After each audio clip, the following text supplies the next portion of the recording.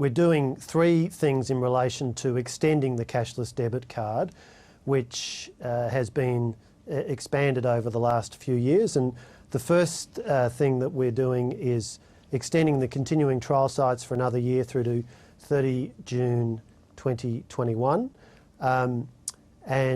Secondly, there'll be some funding for some improvements to the technology. And then thirdly, we are going to upgrade people who are on the existing basics card, which is an earlier generation of technology. We're going to upgrade them to the cashless debit card. So, just explain their circumstances. What typically are the circumstances of people in that category, basics card, moving on to the Visa card? Yeah, so the basics card has been in operation for quite some years. For example, in the Northern Territory, there's a substantial number of people on that card going back to the intervention of the Howard government years. There's also a number of people in locations around Australia in the Rudd years. Jenny Macklin, as Minister, extended the card to a number of locations. But it's a first generation card. Cashless debit card is the second generation. For example, there's only about 16,000 merchants who you can use the basics card with. The cashless debit card can be used with around 1 million merchants around Australia. Okay, and it's also more technically advanced, I take it. So just explain what are the advantages to banning purchase of alcohol or gambling products under the newer, more technological system? So the premise of the cashless debit card is that a proportion of your welfare payment gets put onto the card. It's like any other EFTPOS card.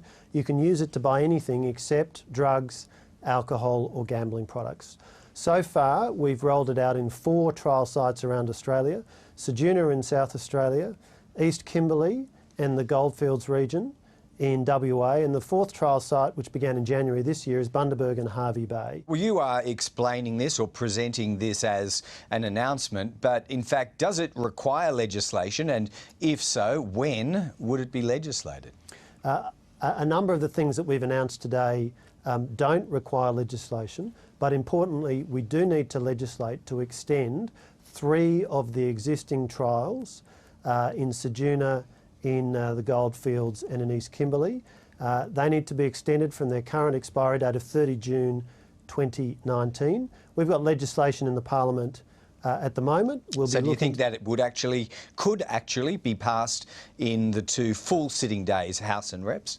I am certainly determined to make every effort. I call upon Labor to support us in passing this through the Reps and through the Senate, because there are young children right now in the Goldfields, in Ceduna, in East Kimberley, who are having a more stable life than was the case prior to the cashless debit card being introduced.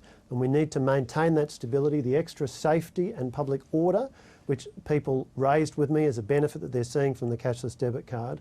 And so it's important that Labor supports this legislation. Next week, I call upon them to do so. And of course, we are extending our commitment to the cashless debit card with this extra funding.